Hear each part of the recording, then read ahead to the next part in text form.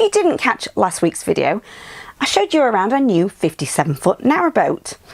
Well, this week I think it's about time that I shared our experience of buying a narrowboat. So keep on watching. Firstly, well before even buying this, we'd been eyeing up narrowboats for a long time, quite a few years. So when we got married, we thought, why not have a honeymoon on a narrowboat just so we can see what it was like? And it was about 40 foot long. The bedroom was at the front with no door, and the dinette and kitchen was at the back. And we found that we loved the experience so much travelling along the Llangollen Canal, or Llangollen Canal, and we decided that's how we wanted to spend our Christmas too. And our second hire boat experience, it wasn't as nice. It was quite run down, a similar size, but the living room or the saloon was at the front, the bedroom was at the back. And we instantly could tell that the fact that the dog was jumping on the bed with muddy paws and we couldn't shut off that room, this layout really wasn't going to be for us. Plus the kitchen was too far away to be sociable while one's cooking, the other one's driving, or there's times where you need to communicate with each other, particularly when you've never done this before, to say, Vicky, I need you to go and drive while I go and hop off and do a lock, or Vicky, we've got to do this, that or the other. So yeah, that's why we much preferred the idea of a reverse layout where the kitchen was at the back. We also preferred the idea of a cruiser or a semi-cruiser stern, so you could have more than one person stood at the back while driving, plus we've got a dog manoeuvring around our legs. And traditional sterns are much smaller, and again, I don't think they'd be as sociable if you have a few people on board. So I think it's generally a good idea to test these boats out first to get an idea, because they don't seem to be getting any cheaper. In fact, I think they're a little bit more expensive now than what they used to be this time last year. You've also got to consider things like whether you'll be okay with land sickness if you get it, because I had it for 10 days after our first narrowboat experience and my husband didn't get anything at all. And I remember after just 2 or 3 days of being on the boat, we decided to take a cycle to the Telford Inn pub in Trevor from the Llangollen Basin. We'd sat down for a meal outside and I said to my husband, the ground isn't rocking, is it? And it was such a really weird experience, and you can feel a little bit queasy with it, like your body is attuned to a slow pace with a bit of rocking. It's so surreal. With the second hire boat, I still got it, but not as long. Then when we actually bought the boat, I had it again probably about 7 or 10 days, but it's not come back since, touch wood. And it feels so long ago now, but when we came back from our last hire experience, and that was January 2020, I think it was, a few months after that, obviously the lockdown started, we began to remotely look for narrowboats, and reverse layouts in 57 feet don't come up very often. They seem to be really, really popular. And you might be wondering why we wanted to go for 57 feet, because we'd only been used to 40 odd feet. And that is because it is a daunting experience when you see the length of any boat.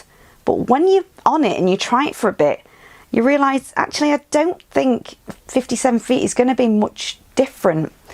And we wanted to future-proof it for having 2 desks on here as well. So we needed as much space that we could have. However, we didn't want a boat that was too wide or long either, meaning we couldn't explore all of the canals.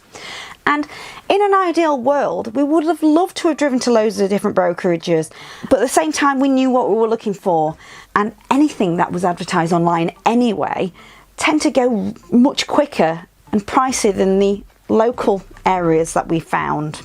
And that's exactly how we found this, a local boat at a local brokerage. And it was a reverse layout, not too old, 10 years. It was a bit cheaper than the other ones we'd seen online. And at first glance, there didn't seem to be a great deal of work that needed doing to it. And I don't know how common this is, but all of the boats at this brokerage were advertised with a 4-year boat safety certificate. And that was all down to the sellers having to do any final tweaks to get that sorted. And we left it about a week to mentally process things like where would a washing machine go, any other changes that would make. And when we returned, having slept on a few things, this time we went to listen to the engine, test the diesel heater, but we spotted more things that we hadn't noticed the previous week, like some water staining around the windows that told us they might have been leaking. And we had a really good look underneath all the cupboards to see if there were any signs of water damage and things, until the point we were happy to start negotiating and give our final offer subject to survey. Now, one thing I would never do, and that is buy a boat without a survey. And what we'd got back was a very intense 18 pages front and back. No, okay, not front and back, but 18 pages. And it's pretty intense stuff. But to start this process, we first paid for a 10% deposit that was refundable, and you had to pay a fee to get it out of the water. And on the day the surveyor was due to be there, I gave it an hour or two and then went along just to get a feel for how it was going. And apparently it was almost like new. It had also been treated with a 2-pack epoxy, including the bottom as opposed to bitumen, which I'm told is more hard wearing and a little bit more expensive. I also got a lesson to never put bitumen on top of this stuff if you want to put the 2-pack epoxy on later, because apparently it needs to be grit blasted off to start all over again. And another thing that the surveyor found underneath was a little bit of pitting, but it appears to have been epoxied over after. Another thing that I watched him do was to test for any loose framing or filled areas by running around certain sections with the edge of a hammer and then listening while he tapped. He'd scrape a little bit of the marine growth with the end of a chisel. Then he could test with the probe to see how thick the hull was and write a load of numbers on the blacking with chalk. He did seem to think that the size of the anodes were a bit overkill, but we have since found pictures of this moored up at Hull Marina near the salty water by the estuary, so that could explain why it was so big. And this is where he started to point out things like a missing hull fitting, rusty fender pin holders, little things that needed to be changed. And when it came to the inside of the boat, I decided to leave him to it because of COVID restrictions, and I didn't want to interrupt him because we were paying him to do a job. But in short, he discovered things like a cracked shower tray, a leaking bathroom tap, I'll leave a link to that video repair below, and a handful of things to make sure it had its boat safety certificate. But I wasn't happy with a few other things which I wanted to get them sorted as part of the deal, like the cracked shower tray they sorted for me. It's just that when we committed to buying the boat, it was somewhere that I wanted to get away from DIY. I wanted to be able to relax on it, and that's what my offer reflected.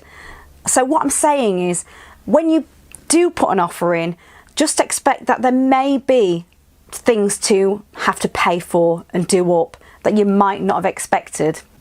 And after the survey, something that didn't completely sit well with me was agreeing to black somebody else's boat. Yes, it would have saved us money by not paying for it again to be taken out of the water, but if that sale didn't go ahead for any reason, or jobs weren't done to how we wanted, we might have ended up having to pay for somebody else's boat to be blacked. And so there were a huge element of trust there. I suppose I would have really thought twice if it was a really expensive quote, but I did offer to help out. It looked a lot of fun. They said no due to health and safety, but I'm sure I'll get to do that one day.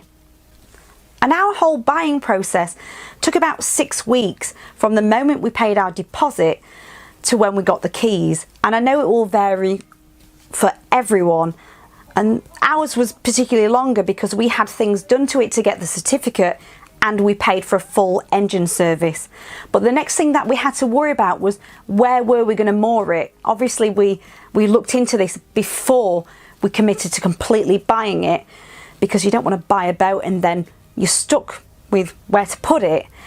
And I rang around loads of different places, and what you'll find, or at least in this area, is that many places are cheaper, providing you've got to muck in and volunteer doing some maintenance jobs and stuff every few days, a month, or help out at the club bar.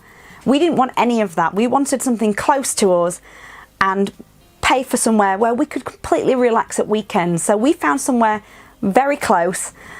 Pulling into the marina for the first time though is possibly one of the most embarrassing experiences ever, particularly when you've never driven a 57-foot narrowboat and you assume everybody's watching, everybody's laughing, and everyone's experienced boaters, although after a few weeks we found out some of them have never even been out of the marina, so that is quite a relief. But we're getting better, and we've now got a 14-foot ash pole just in case, which has been a saviour, although it might be a 12-foot ash pole. And finally we got to the stage of unpacking things, finding leaks under the sink. Not what you want to do on your first day. Looks like there's plumber's tape there, which I wouldn't have done. This is going to be gross. Actually, it's not, it doesn't even feel that tight. I've lost hands. Where do you think he is though?